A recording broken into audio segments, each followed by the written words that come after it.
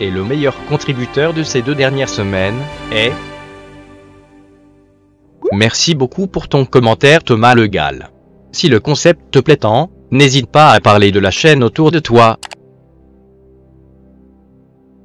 Mes amis, l'heure est grave. Nous sommes arrivés à l'épisode 9 de Game of Thrones. La légende raconte qu'un mort important de l'histoire a lieu à chaque épisode 9 du Trône de Fer. Du coup, nous allons jouer à un petit jeu durant tout le long de l'épisode. Je mettrai à un certain moment dans la vidéo un petit sondage juste ici, pour vous, je crois. Et vous pourrez voter pour le personnage qui, selon vous, va mourir dans cet épisode. Jouez le jeu, s'il vous plaît, ceux qui savent déjà ou qui ont déjà vu la série, ne spoilez pas dans les commentaires, hein, n'est-ce pas? Nous allons donc vérifier si cette légende dit vrai. Générique.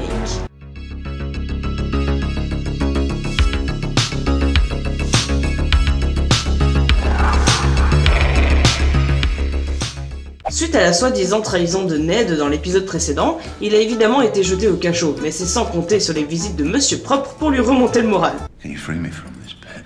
I could. But will I? No. Tell the Queen you will confess your vile treason. Tell your son to lay down his sword and proclaim Joffrey as the true heir.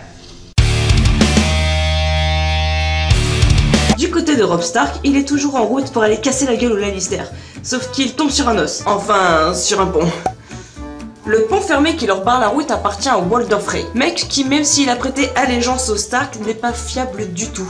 Catelyn se propose alors d'aller demander le droit de passage à Walder Frey, étant donné qu'elle le connaît depuis qu'elle est toute petite. All right. You come forward.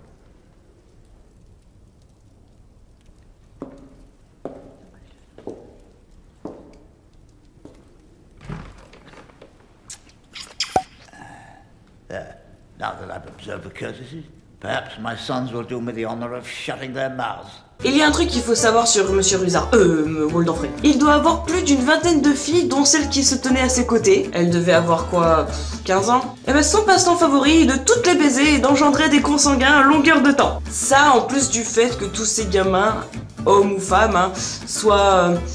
c'est quoi le mot? Réputés pour être moches. You see that? 15 she is. A little flower. And the honey's all mine. Ce mec est ignoble. Finalement, elle reviendra vers son fils avec la bonne nouvelle qu'ils peuvent traverser le pont, mais à une condition. Quand Arya sera en âge de se marier, elle devra se marier avec un des garçons de Walder Frey. Ce serait sympa de lui demander son avis quand même, bon. Et Robb doit prendre pour épouse également une de ses filles. Et il a pas l'air très enjoué. Whichever you prefer. He has a number he thinks will be suitable. I see. Did you get a look at his daughters? I did. And? One was... Du côté de Jon Snow, il se voit recevoir une épée d'un acier très rare, l'acier valérien, de la part du chef du mur pour le remercier de lui avoir sauvé la vie contre le zombie chelou de la dernière fois. Bien sûr qu'il a mérité, c'est le meilleur. Sam said you wanted to see me. C'est marrant parce que comme il est aveugle, en fait, il peut pas vraiment le voir, quoi. Il aurait dû dire, vous vouliez m'entendre. Who are you? My father was Micah, the first of his name. My brother Egan reigned after him when I had refused the throne, and he was followed by his son Aerys, whom they called the Mad King. Aemon Targaryen. Et oui, ce petit vieux sympa et drôle et accessoirement aveugle n'est rien d'autre qu'un Targaryen. Voyons un peu par rapport à Daenerys de quoi il en retourne. Aemon est donc le fils de Maekar Targaryen que l'on n'a jamais vu évidemment, d'ailleurs on ne sait même pas qui est sa mère. Ça doit sûrement être une de ses tantes parce que dans cette famille ils aiment bien baiser entre eux de façon à garder une lignée pure et ouais, ils adorent l'inceste dans cette série. Aemon avait 2 frères, Aerion et Aegon, qui lui donna naissance à 4 enfants. Parmi eux se trouvait Aerys Targaryen, que vous connaissez sous le nom du roi fou. Il n'est rien d'autre que le père de Daenerys, Viserys et Rhaegar. Donc Aemon, le petit vieillard du mur, est ni plus ni moins que le frère du grand-père de Daenerys. Comme quoi, elle n'est pas la seule Targaryen en vie. En parlant justement de Daenerys, nous la retrouvons sur la route avec son bien-aimé qui n'a pas l'air très en forme. Et oui, rappelez-vous, dans l'épisode précédent, il avait fait de la langue de bœuf avec un des siens. Il avait été très légèrement blessé au torse. Mais une plaie reste une plaie et qu'elle soit grande ou non, si elle n'est pas désinfectée, ben ça fait des dégâts. Drogo.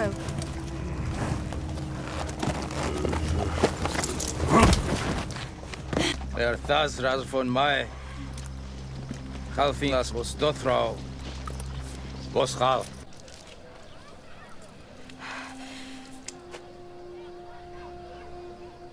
He will die tonight, Khaleesi. He can't. He can't. I won't let him. Boss.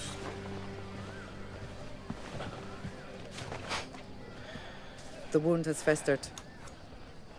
Yerjin Zemaigi. He's beyond the healer's skills. You must know a way. Some magic.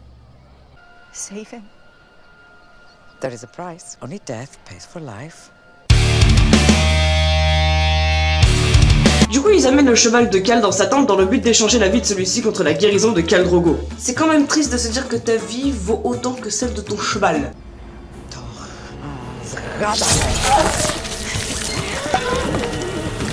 Pendant que la sorcière commence son incantation, il y en a un qui n'est pas très content de ce qui est en train de se passer et se bat contre Jorah, le garde du corps de Daenerys, après l'avoir jeté au sol. Ce qui a pour effet de la faire accoucher prématurément. Oh, appelez les pompiers, j'ai perdu les os.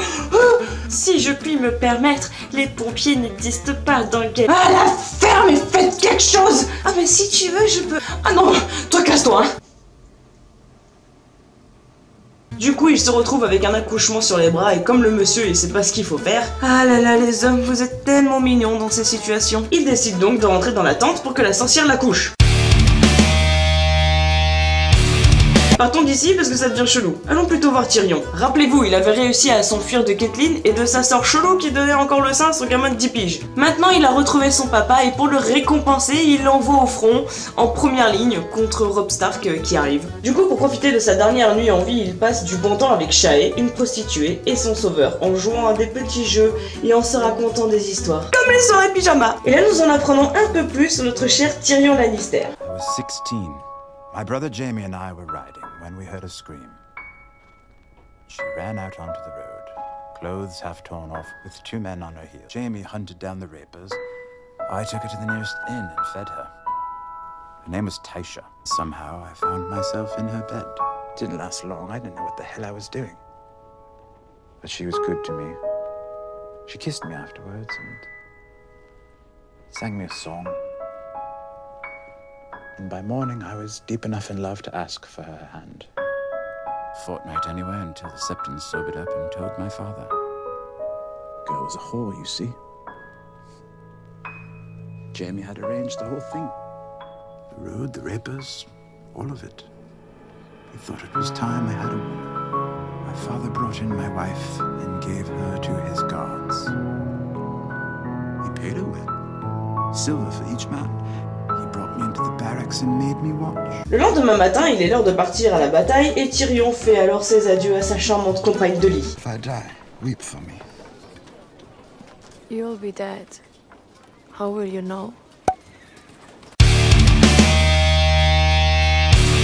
En ce qui concerne Robb Stark, voici ce qui s'est réellement passé. En effet, nous venons de voir que les Lannister ont combattu contre l'armée de Robb Stark. Sauf qu'en réalité, il ne s'agissait que de 2000 hommes au lieu de 20 000 annoncés. Robb a en réalité envoyé 2000 hommes à la mort pour faire diversion pendant qu'il attaquait avec ses 18 000 autres hommes un autre camp Lannister. Et il a ramené un joli cadeau à sa maman pour fêter leur victoire. By the time they knew what was happening, it had already happened. Après Tyrion, voilà Jaime, j'ai envie de dire à quand la capture de Cersei. One victory does not make us conquerors. This war is far from over. C'est l'heure de vérité. Oui, je dis oui, aujourd'hui on se retrouve pour découvrir qui est le personnage mort dans l'épisode 9 de la saison 1 de Game of Thrones. La question était donc... Top, je suis un personnage important dans l'histoire du trône de fer, malheureusement pour moi je n'aurais vécu le temps que d'une saison à un épisode près et je meurs lamentablement dans l'épisode 9 de la saison 1. Je suis... Et oui, il s'agissait évidemment de Ned Stark. Quoi? Ah bah, tu es Sean Bean, on t'avait prévenu. What is to be done with this traitor, Your Grace? And my lady Sansa has begged mercy for her father. Sir Ilyn, bring me his head.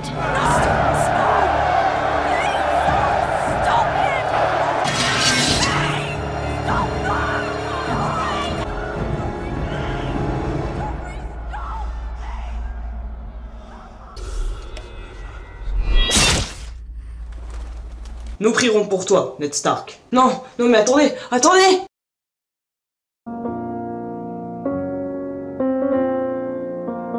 Pour ce qui est des autres candidats à la mort de cet épisode, voyons ce qui s'est passé pour eux. Tyrion a été assommé au début du combat et s'est donc réveillé à la fin de celui-ci, sain et sauf. Oh lui on peut dire qu'il a vraiment eu de la chance, il a rien vu du combat quoi. Pour ce qui est de Khal Drogo et de Daenerys, j'ai le malheur de vous annoncer que on connaîtra la vérité dans le prochain épisode. En tout cas, suivez bien mon conseil, vraiment, ne jamais s'attacher à un personnage dans Game of Thrones.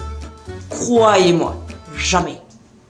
Je vous aurais prévenu. Ils ont tué mon papa. C'est la fin de cet épisode, j'espère qu'il vous a plu. N'hésitez pas à lâcher le petit pouce bleu des familles, à lâcher des commentaires et à la partager si ça a été le cas. On approche doucement des 1000 abonnés, ça fait énormément plaisir. Alors n'hésitez pas à faire tourner la chaîne car quand on sera à 1000 abonnés, je vous offrirai un cadeau. Allez sur ce, je vous dis à dans 2 semaines pour la suite et la fin de la saison 1 de Game of Thrones. Au revoir. Un Lannister paye toujours son abonnement.